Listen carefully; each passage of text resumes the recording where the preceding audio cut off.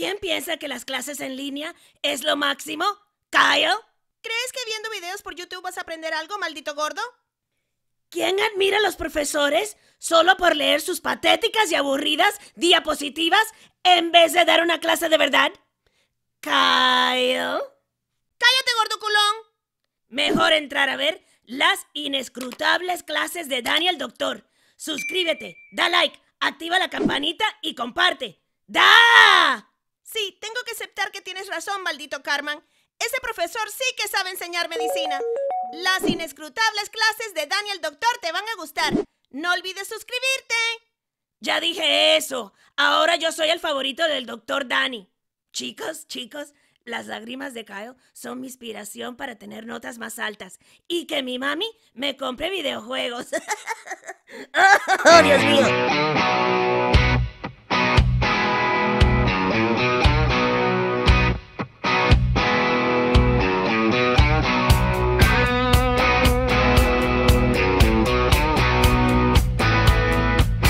Las inescrutables clases de Daniel Doctor con Daniel Doctor. La sinapsis, obviamente, como ya les he dicho, es la que hace la comunicación, ¿sí? Donde se hacen los contactos funcionales de las neuronas y que obviamente también pueden hacer contacto con un músculo. Neurona, neurona, neurona, músculo. Porque acuérdense que tenemos a las neuronas que son las neuronas motoras. Y en la sinapsis tenemos una neurona que conecta con una primer neurona que conecta con una segunda neurona. Y entonces aquí vamos a tener que la neurona, la primerita, es esta y es la presináptica, como vemos aquí, ¿sabes? Y luego tenemos la otra, que sería la que recibe la información, que sería la postsináptica. Y en medio de esto, pues tenemos este espacio que vemos todo esto que estoy marcando en este espacio, que se llama hendidura, ¿ok? Hendidura. Estos son los componentes básicos de la neurona como tal. La clasificación de la sinapsis es el lugar donde establece el contacto, así de fácil. Por ejemplo, tenemos la sinapsis axo-axo. ¿Ok? Si se fijan, esta sinapsis es porque estamos hablando de que un axón se está juntando con otro axón, como aquí. Ese es el choque, eso es la única sentencia. Entonces, todo esto viene en su nombre. Por ejemplo, la sinapsis axodendrítica, pues es axo del axón con la dendrita. ¿Ven qué fácil, qué sencillito? En este espacio de aquí que vemos esta sinapsis. Acuérdense que en todo eso es la transferencia de información. Y luego tenemos la sinapsis axosomática. Axo, otra vez el axón con el soma, que es el cuerpo. Y así de fácil, ¿ok? Aquí está el axosomática. Ahora bien, la clasificación de la sinapsis se va a llevar de dos tipos. Sinceramente, en mi vida, después de fisiología, he escuchado la sinapsis eléctrica. Sinceramente. Esta sinapsis eléctrica, como dice aquí, son poco comunes y funcionan por medio de proteínas comunicantes capaces de compartir el flujo de iones entre dos neuronas y es bidireccional. Estas normalmente son hechas o están funcionales como en el músculo cardíaco, en donde, si se fijan, ocurre un mecanismo en donde todas las células se contraen al mismo tiempo, todas las células musculares. Y nada más habla el libro, para que no se confunda, en que si tenemos una célula y otra célula, existe un espacio o una hendidura muy pequeñita y están prácticamente juntas, ¿ok? Entre citoplasma y citoplasma. Y lo único que hace una célula con otra es comunicarse información directa con una y con otra. Eso es eso es básicamente lo que ocurre en este tipo de sinapsis eléctrica. Y pues estas uniones se encuentran llenas de agua, a través de los cuales, como les digo, pueden pasar iones de una célula a otra, y pues esto permite que los impulsos se conduzcan de manera directa de una célula a otra. Es lo único que van a tener que aprender aquí. ¿Qué más les puedo decir? Bueno, ciertamente, como les digo, aquí está el líquido y aquí también hay líquido, y esto les permite rápidamente pasar estos iones. Y en el caso del músculo cardíaco, obviamente pasa la información y esto hace que al mismo tiempo o al unísono se esté contrayendo. Pero realmente ustedes nunca van a ver esto. Ustedes cuando veamos corazón, pues vamos a saber que es el haz de His el que hace su contracción y todo lo necesario, pero en realidad la eléctrica, como digo, es muy poco común usada, tanto en la carrera como en su vida diaria, ¿sale? La eléctrica. Sin embargo, la química, aquí sí ya es la más común de todas, y aquí sí implica la liberación de neurotransmisores. Esto sí es importante porque pues es básicamente la base de todo, ¿ok? Y para unirse a los receptores desde la neurona presináptica a la postsináptica, y entonces aquí sí, dependiendo la necesidad que vayamos a hacer, es que se puede activar o se puede inhibir, ¿va? Y esto sí es importante, así como que también reconocer o recordar, como ya se los había dicho en clases pasadas, que es unidireccional. Eso sí es importante para que vean, eso sí se lo pueden ir guardando. Igual no viene en el examen nacional nada de esto que les digo, porque nunca vienen en el examen nacional este tipo de afirmaciones. El examen nacional ya hace la obviedad de que esto algún día ya se lo tuvieron que haber preguntado y no pierde tiempo en preguntar estas cosas. Ahorita les voy a explicar. Esto que vemos en pantalla es una obra maestra hecha por mí, obviamente. La llamo la transferencia, ¿sí? Y aquí sí está pasando entonces la sinapsis química, ¿sale? Esta sinapsis química, como les digo, va a pasar por esto de aquí que se llaman botones, ¿sí? Y estos botones son específicamente terminaciones presinápticas, ¿ok? Como quieran llamarlo, pueden ser botones o terminales o finalización de la hendidura presináptica, no sé, como quieran conocerlo, pero es parte de la neurona presináptica, ¿ok? Entonces aquí lo vamos a dejar como botón para que quepa bien. Este botón que vemos aquí en pantalla van a generar varios pasos muy importantes que van a decir, ¿y esto para qué me sirve, querido profesor? Y yo les voy a decir, queridos alumnos, pues es para entender diferentes situaciones. Entre ellas, una de las más importantes que podemos tener en consideración es el hecho de que así trabajan diferentes antidepresivos. Por ejemplo, ¿ok? Los inhibidores de la recaptación de serotonina son medicamentos ansiolíticos, ¿ok? Para la ansiedad, obviamente. Ese perrito que vemos acá que le da ansiedad en los memes, pues necesita tomar de este tipo de medicamentos. Inhibidores de la recaptación de serotonina, inhibidores de la recaptación de ácido aminobutírico y así, ¿ok? Hay varios medicamentos que necesitan esto, pero básicamente en general así trabajan todos los antidepresivos. Ahorita lo vamos a ver para darle ese valor clínico que necesitamos saber.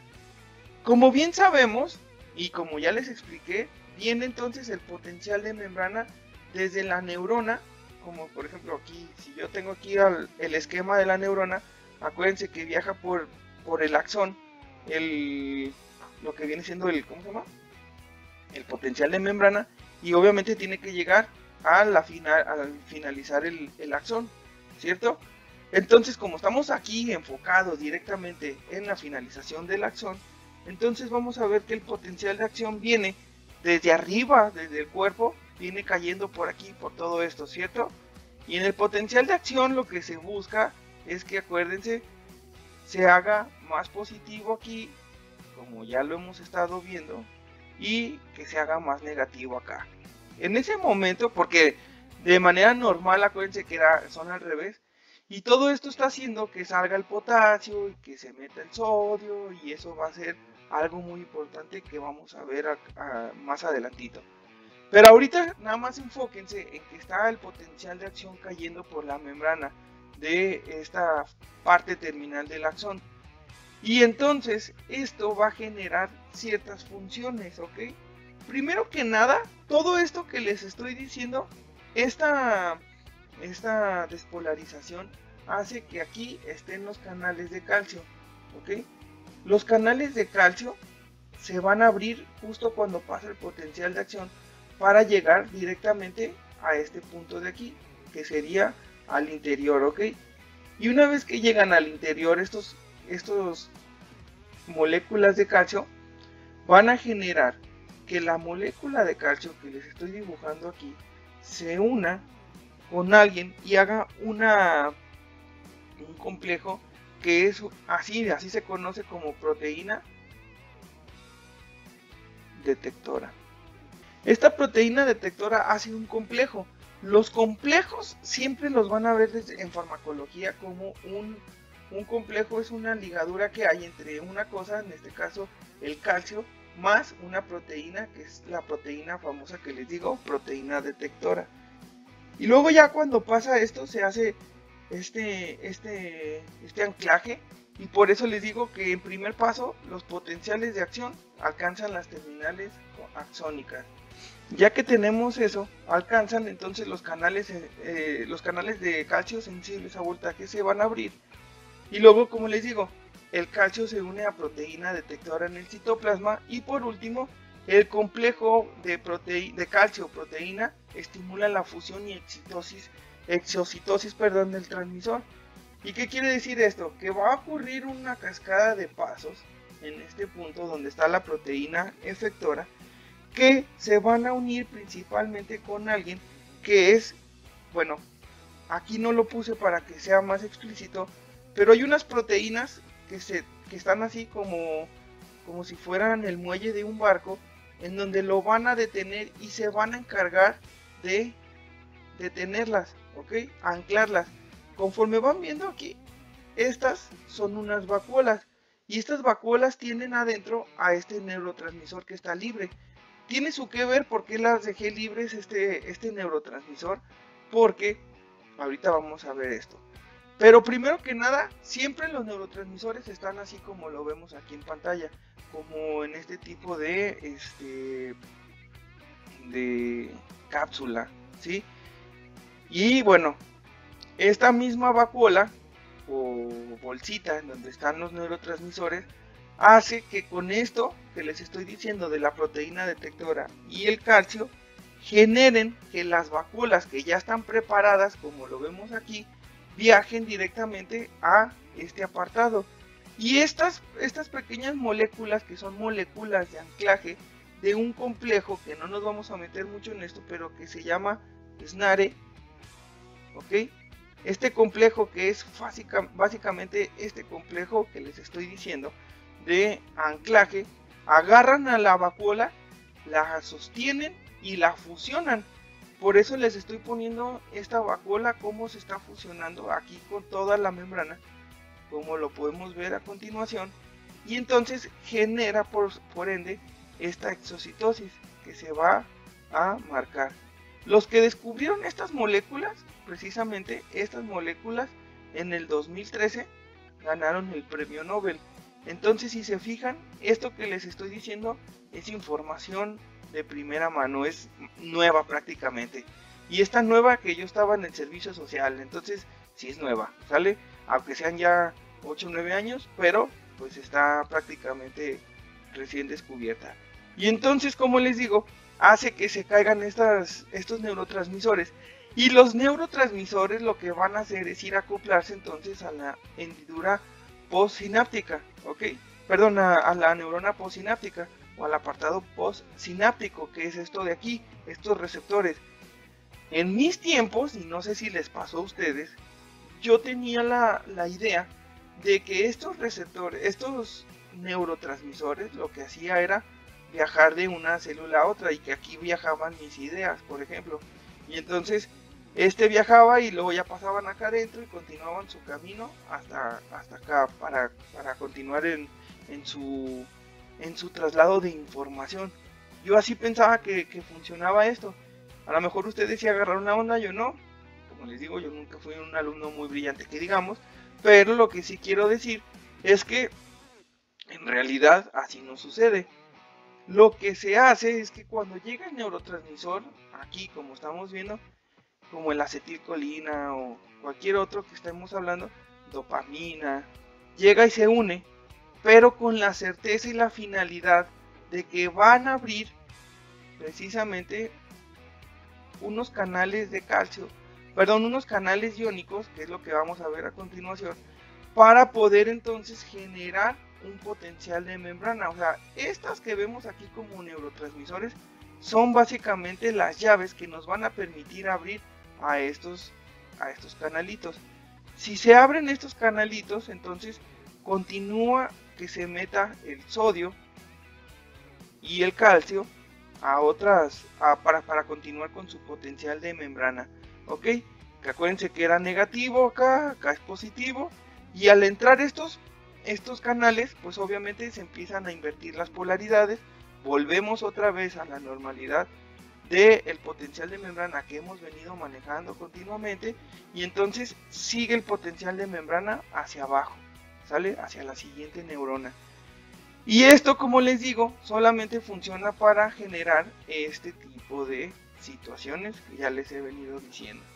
Entonces, por ejemplo, las neuronas de la corteza cerebral se han demostrado que los potenciales de acción se propagan en dirección retrógrada, desde el segmento inicial del axón hasta las dendritas, y esto se cree que son eventos sinápticos involucrados en el aprendizaje y la memoria. Entonces, si se fijan en la corteza, tienen anterógrados y retrógrados, o sea que van para los dos lados.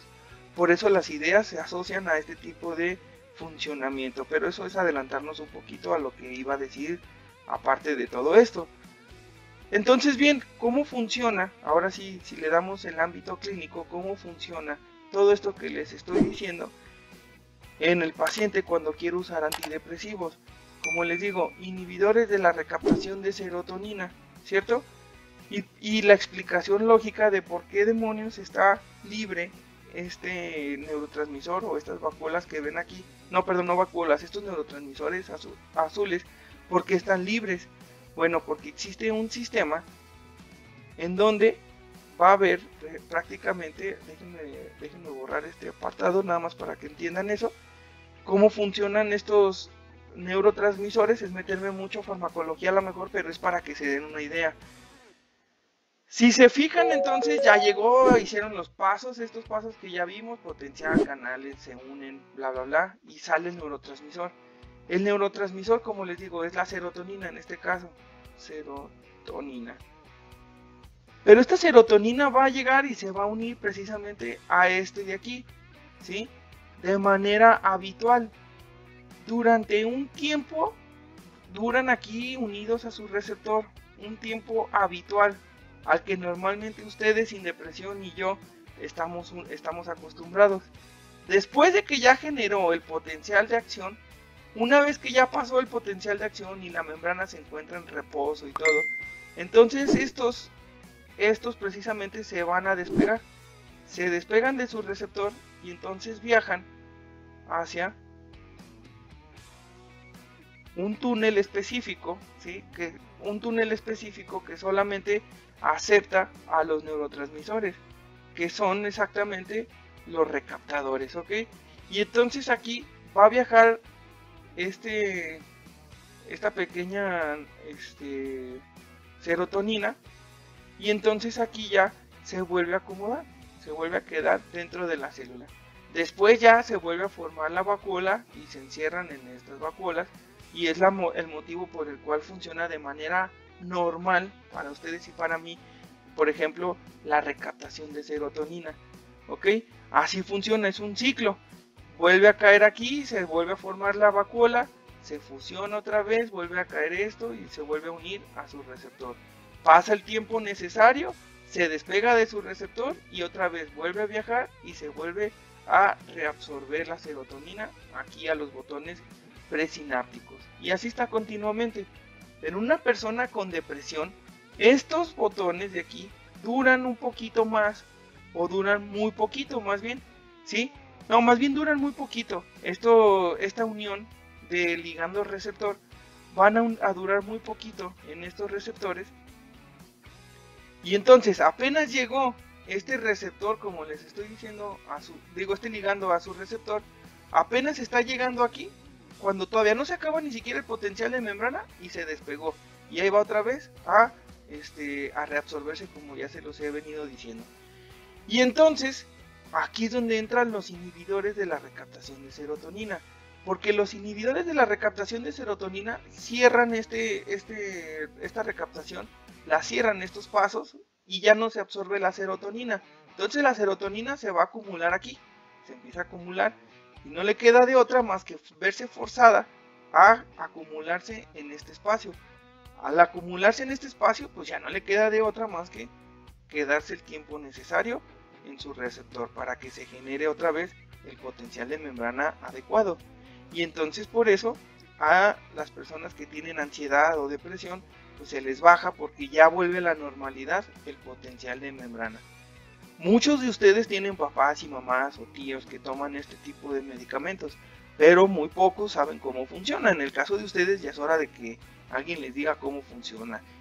Pero esto lo hago no solo para que aprendan esto, porque esto es de farmacología, lo hago para que entiendan la importancia de cómo debe de ser la sinapsis y por qué se debe de dar.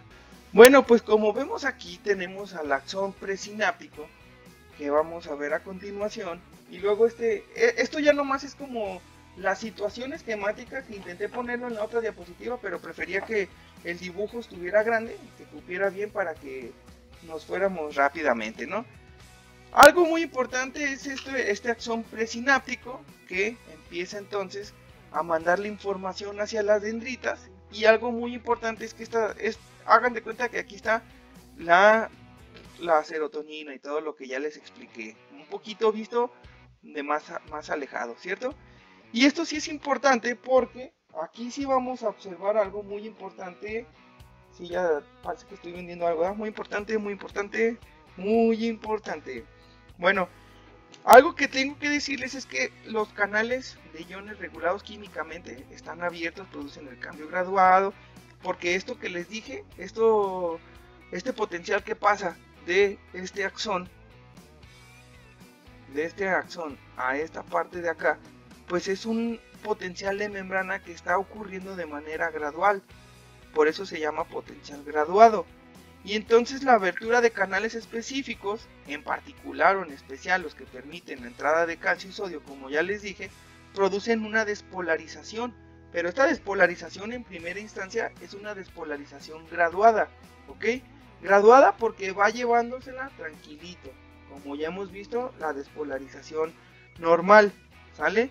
Donde el interior de la membrana postsináptica se torna menos negativo, ¿ok? Por eso se tira a la positividad, por eso se empieza a ser positivo y acá se empieza a ser más negativo, porque está entrando el sodio. ¿Sí se acuerdan? Acuérdense que les dije que el sodio es menos negativo que el potasio, no que uno sea positivo y uno sea negativo, ¿va? Pero aquí sí lo que se explica, por eso esta despolarización recibe el nombre de potencial, y esto lo vamos a decir así, potencial. Lo voy a anotar para que lo tengan ustedes, potencial postsináptico, y es excitador, porque por su parte aquí estamos metiendo principalmente al sodio y al calcio. Y si se fijan, tanto sodio como calcio son iones positivos, por eso están cambiando esta despolarización. Sin embargo, también tenemos otra cosa que se llama lo mismo, potencial postsináptico, así, potencial postsináptico, pero está el inhibidor. Este potencial postsináptico inhibidor lo que hace es básicamente lo mismo, ¿ok?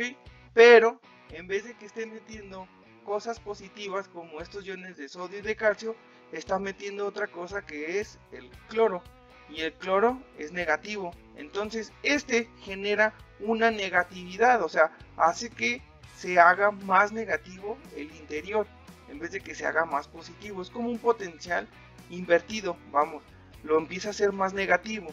Y esto que se genera más negativo gracias al cloro, más negativo todavía de lo que ya estaba, genera no una despolarización. Esto de aquí genera una despolarización, despolariza, ¿ok? Pero esto de aquí va a hiperpolarizar.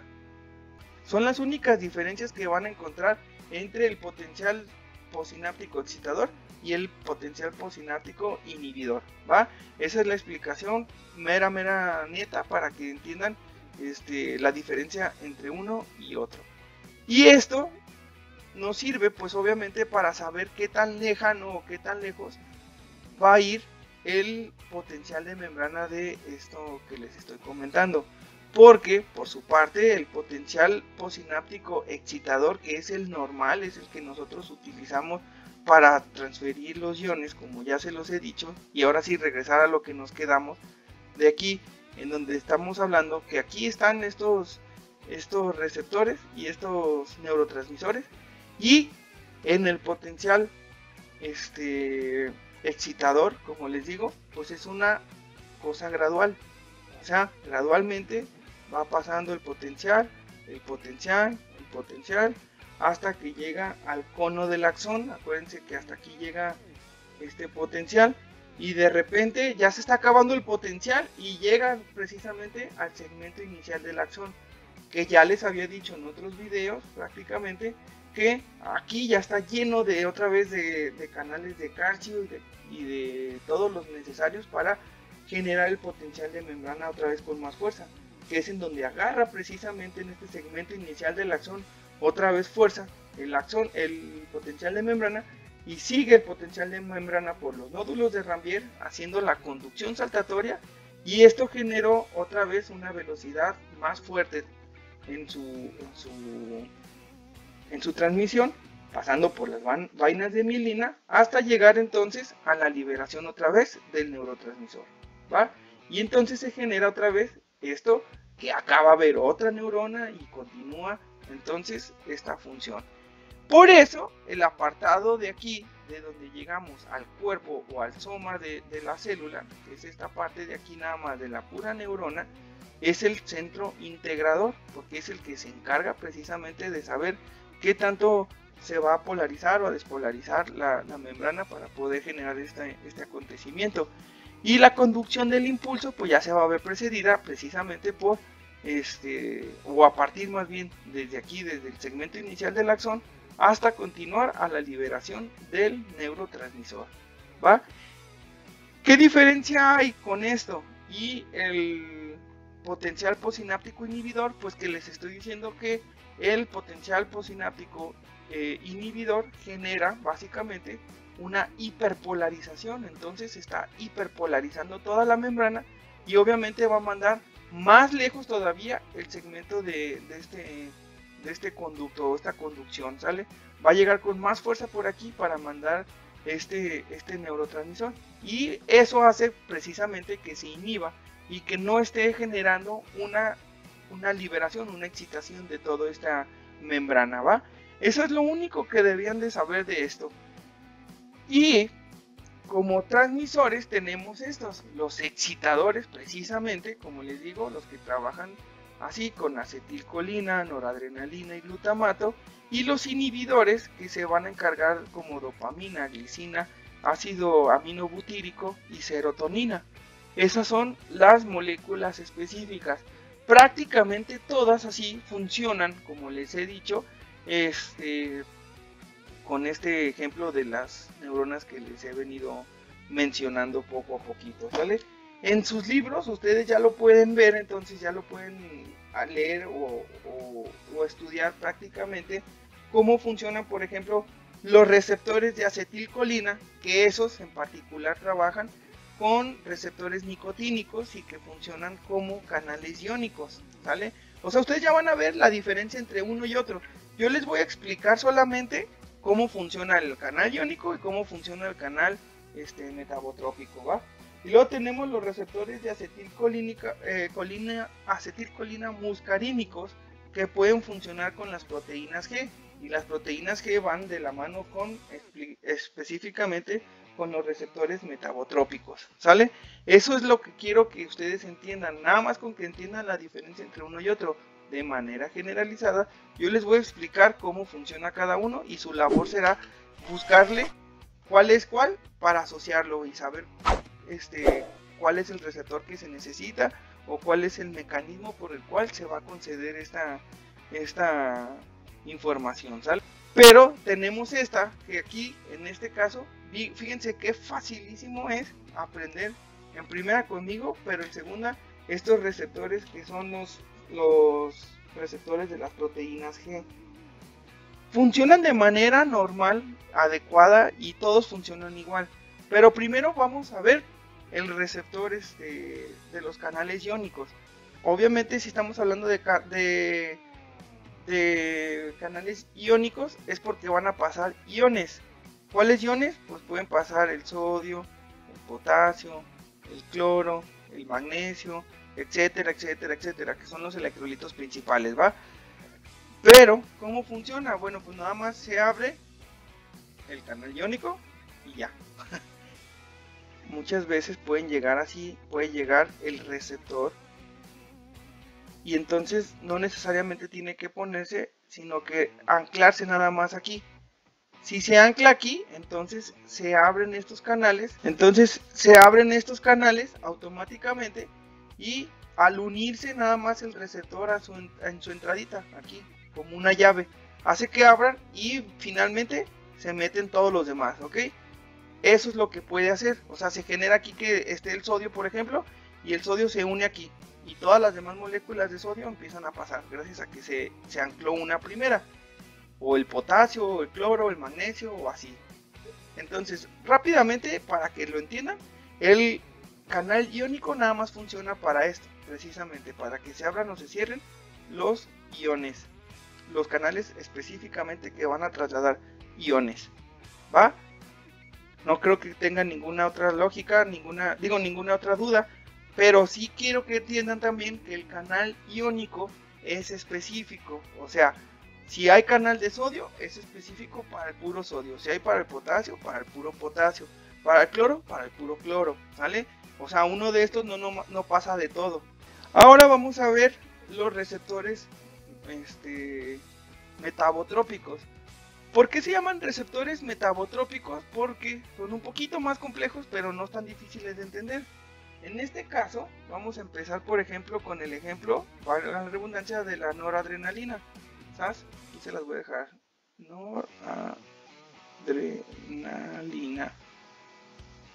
Bueno, ¿qué va a hacer? La noradrenalina es esta de aquí, es esta molécula.